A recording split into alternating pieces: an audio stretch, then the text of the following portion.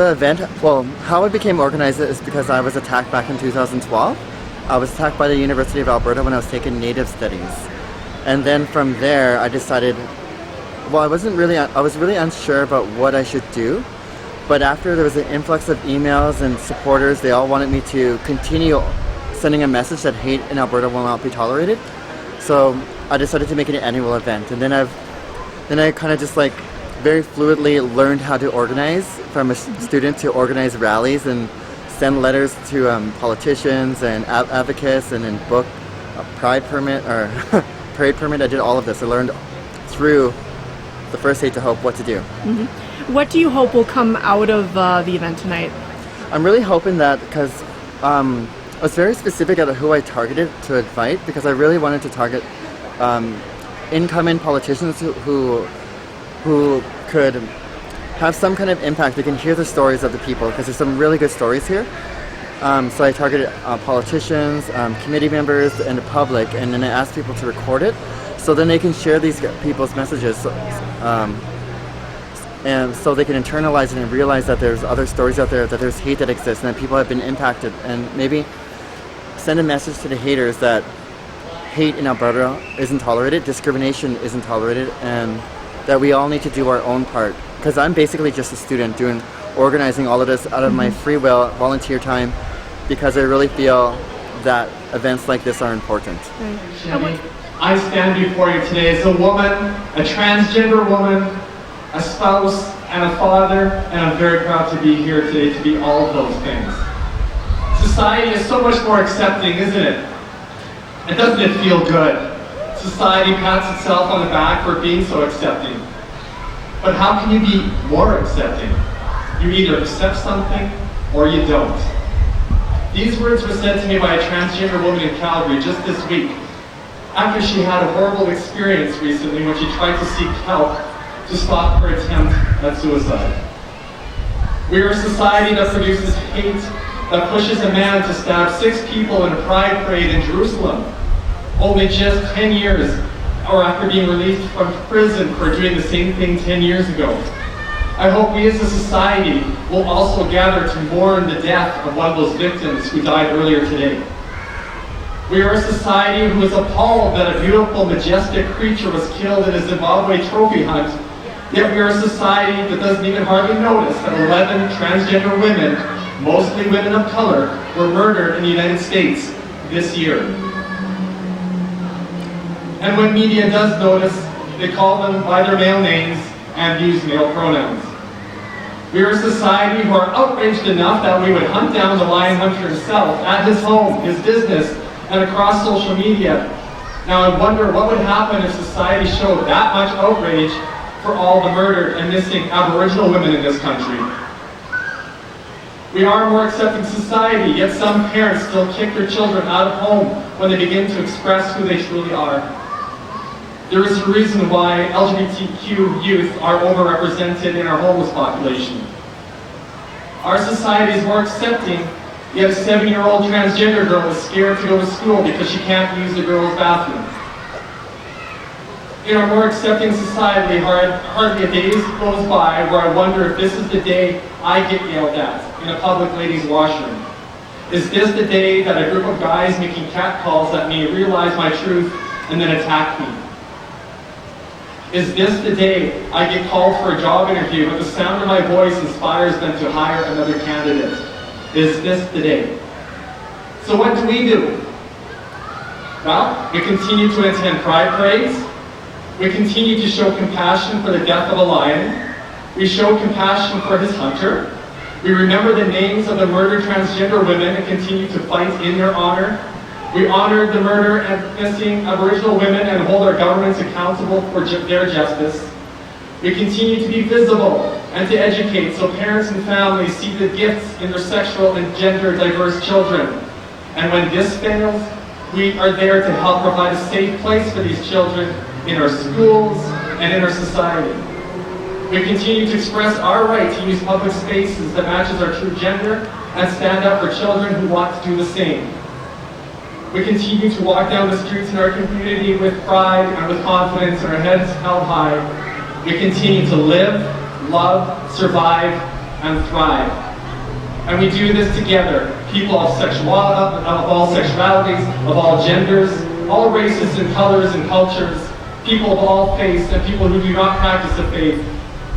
We stand together so that we can change hate into hope. Thank you.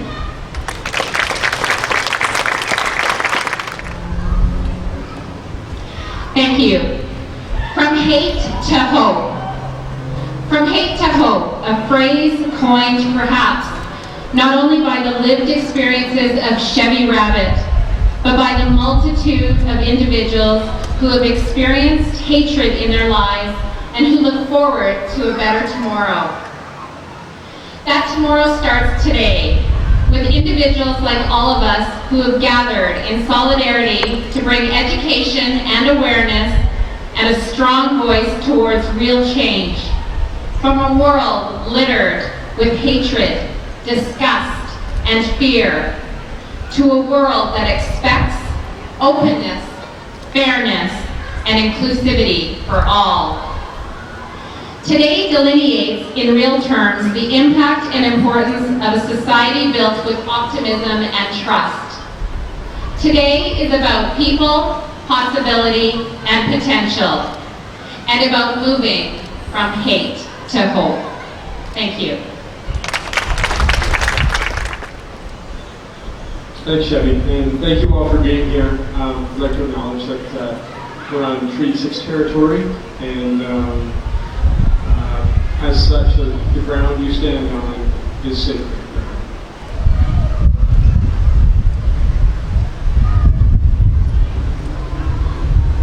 And that makes you a sacred people. You know, as I was listening to all the speakers, I heard a lot of stories of pain, a lot of stories of loss, and underlying it, stories of anger and rage from people who can't accept that someone else might be different from them. And as we hear these stories, I look out and I see all these children playing together. And it reminds me that hate is not something we're born with. It's something we're taught. And hate comes from fear. And anyone who is encouraging you to fear another person, to fear your neighbor, to fear another human being for being who they are, is trying to get something from you. And usually it's the benefit to them and not to you. You know, we've got all these people out here who weren't expecting to hear these words today, and now they're confronted with them. And one thing we know is that as Canadians, we generally have a very accepting attitude. And although our struggles are real, and they are hard, they're getting better. And the reason for that is a simple word, and the word is hope. And you know, I hear people say to me, oh, hope. Oh, you're a hopey, changey guy? Hope? What has that ever done? What has cynicism ever done?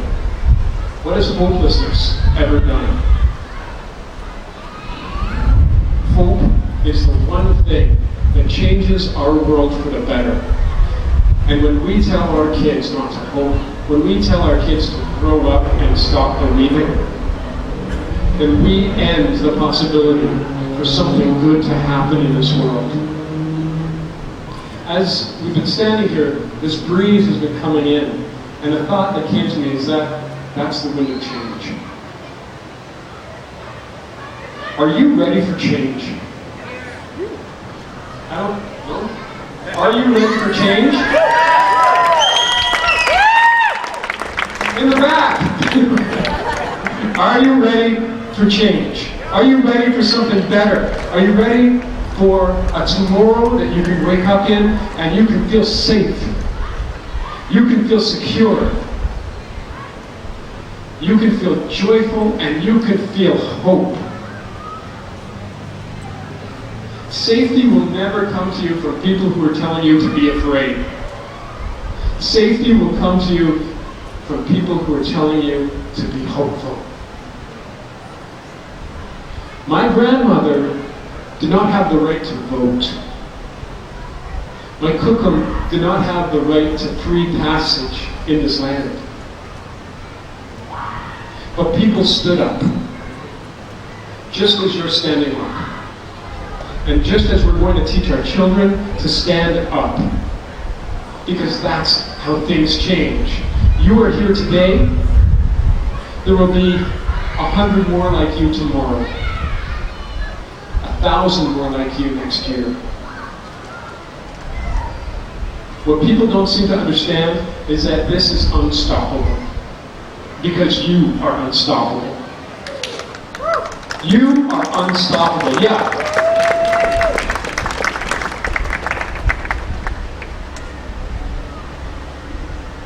We have a choice to make in our lives every day. And the choice is, are we going to succumb to our fear, or are we going to stand in our courage? Chevy is a hero to me. And everyone like Chevy is a hero to me. Because this world would try to make you curl up and hide. And you don't have to. And you won't.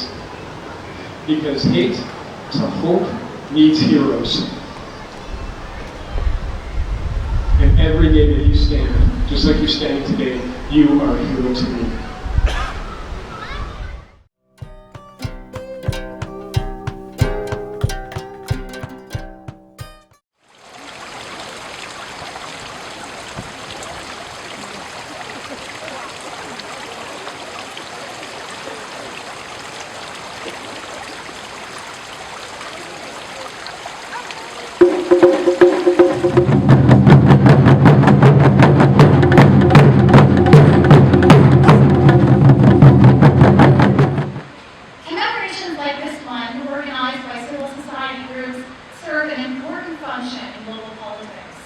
They educate us, reminding us of the human side of war.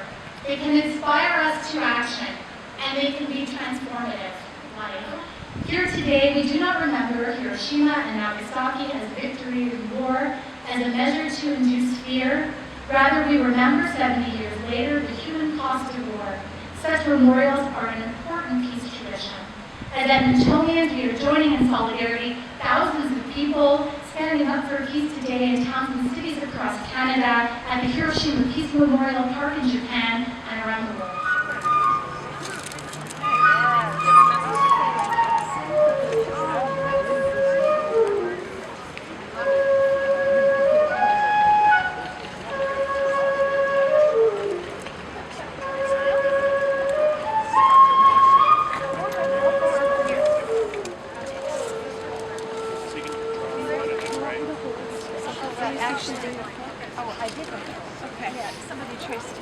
I'd like to bring to your attention a simple measurement of weight, 0.7 grams, which could be the weight of a stamp on an envelope inside a mailbox. Now imagine this mailbox being a bomb that could level 2/3 of a city, flattening buildings and vaporizing people. Can you believe that a monstrosity like this has already caused an unparalleled devastation to thousands of humans exactly 70 years ago today? The logical answer, of course, is that no, a thing like this should not exist at all. Or if it has come to exist, it should be erased completely from this world.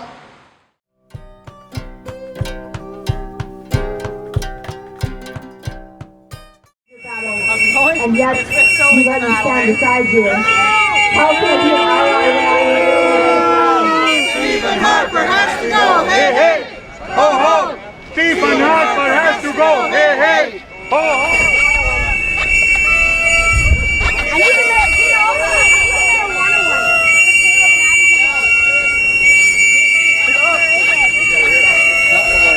Can I borrow that from you? I'll borrow this from you. Good afternoon, sisters and brothers. My name is Mike Pelisek. I'm the National President of the Canadian Union of Postal Workers.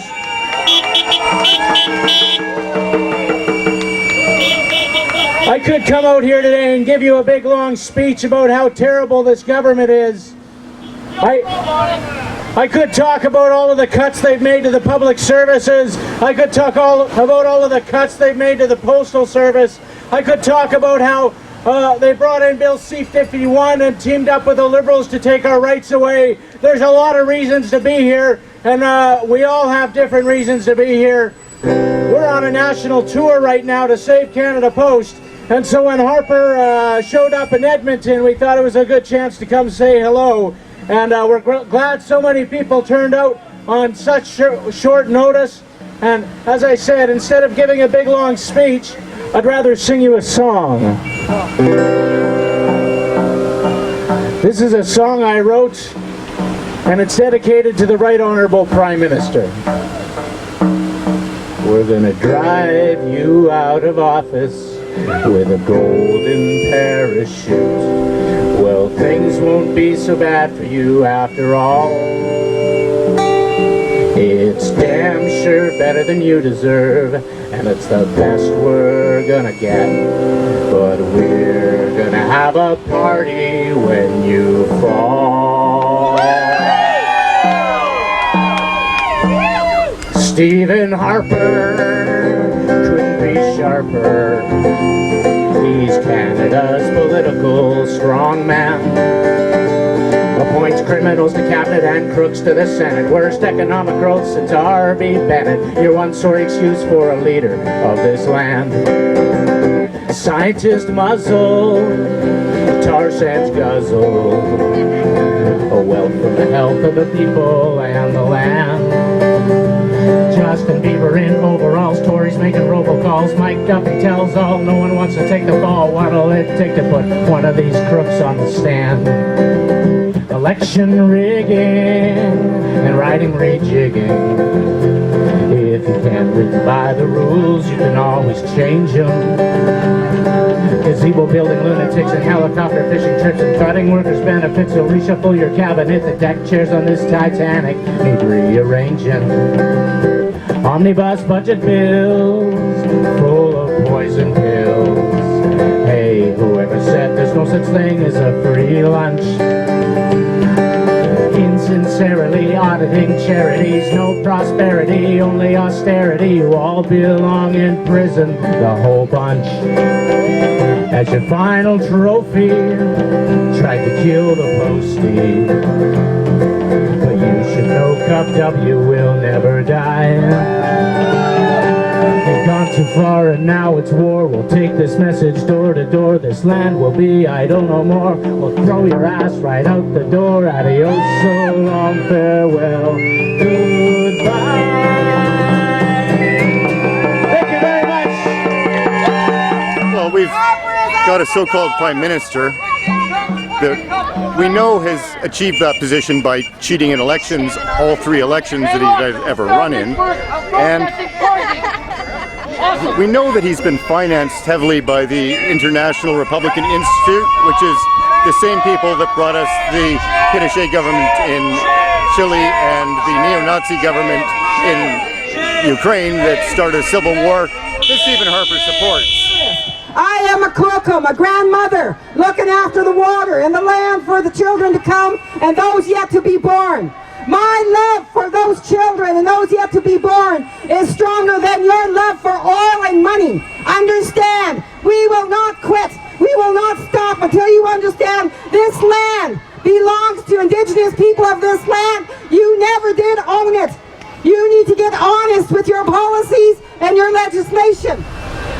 We put our focus on Stephen Harper today, and I can't fault that, but I want everyone to take home the message and the instruction that we need to get rid of every single Conservative member of Parliament in order to put Harper out of office. It's think nationally, work locally. Hi everybody, my name's Maren, and one of the many reasons to be here, one of the main reasons why I want to stop Harper is for all its attacks on women's rights. So one of the first things he did way back, we've been stuck with him for so long now, but way back in 2006, one of the first things that he did when he took office as Prime Minister was to cut funding that was earmarked for childcare and put the same amount into warfare. So that's why one of the placards I'm carrying says childcare, not warfare. So, you know, and it's just been one thing after another, attacks on women, attacks on children and women's rights. So he bottomed out the status of women offices. He changed the rules so that women's groups could no longer be funded to do advocacy. So if you had a criticism of the government, forget it. You weren't going to get any government funding. Shame on you, Harper! Shame. And more recently, of course, one of the major things that we have to support is a call to have a national inquiry on the missing and murdered Indigenous women, something that Stephen Harper has actively opposed, which is shameful. Yeah, he's told us that these are individual crimes. They have no sociological bearing. That this is not a systemic problem. It's not a sociological problem that we have to worry about. But the fact is that far too many women have gone missing, and far too many women are facing violence and death every day. So we have to stand up to Harper. We have to, when women's rights are under attack, what do?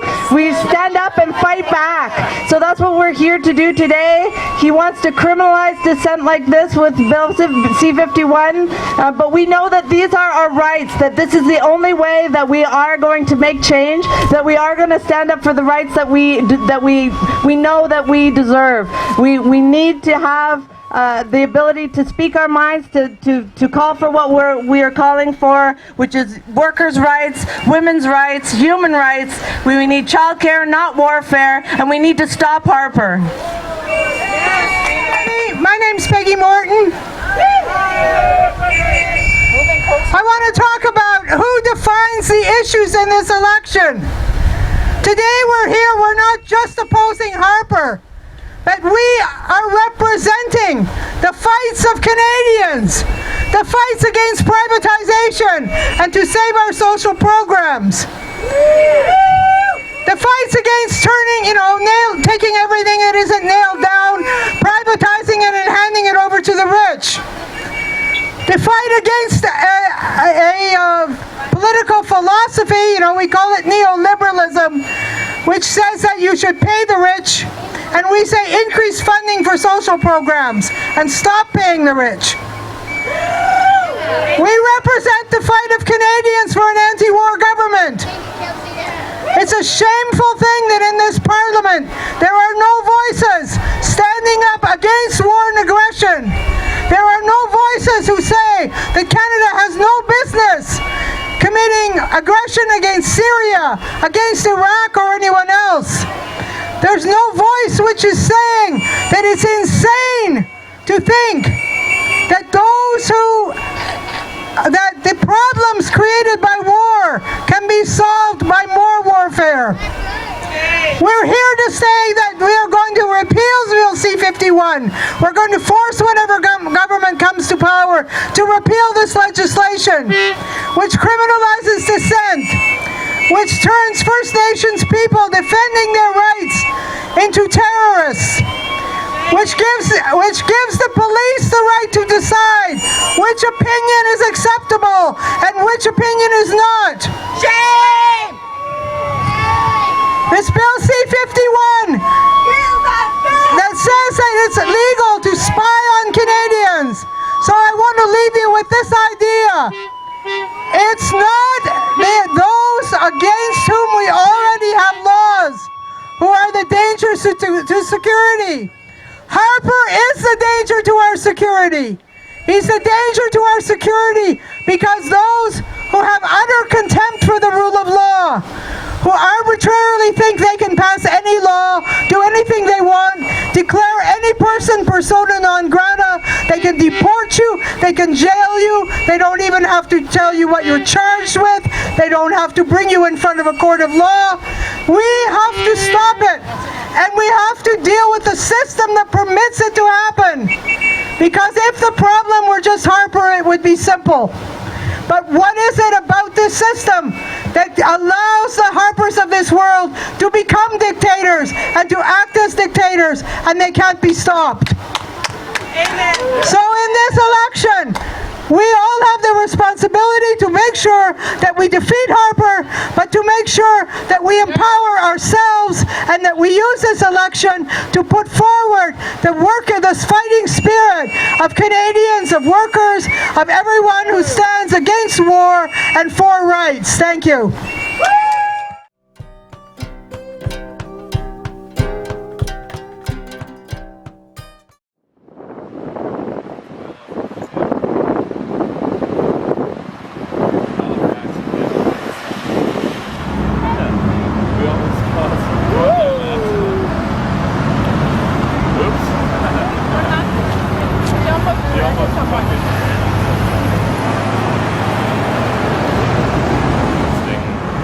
Every Wednesday, trying to raise awareness and do some activism to make people aware of different causes, and hopefully we can get rid of them come October. What are some of the specific issues that you're concerned about? Well, I think for me, the big issue, I mean, aside from some of the problems with the economy, 8 straight budget deficits, 150 billion added to our national debt.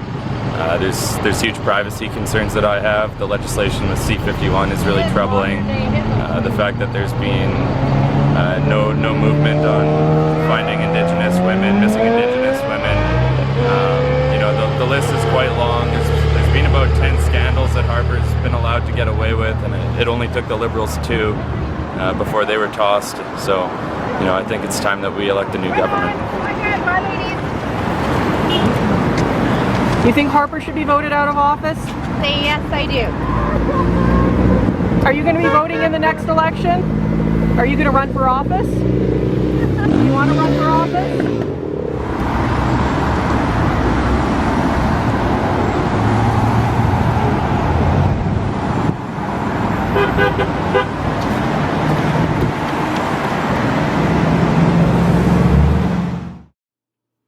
I'm Paula Kerman with From the Ground Up.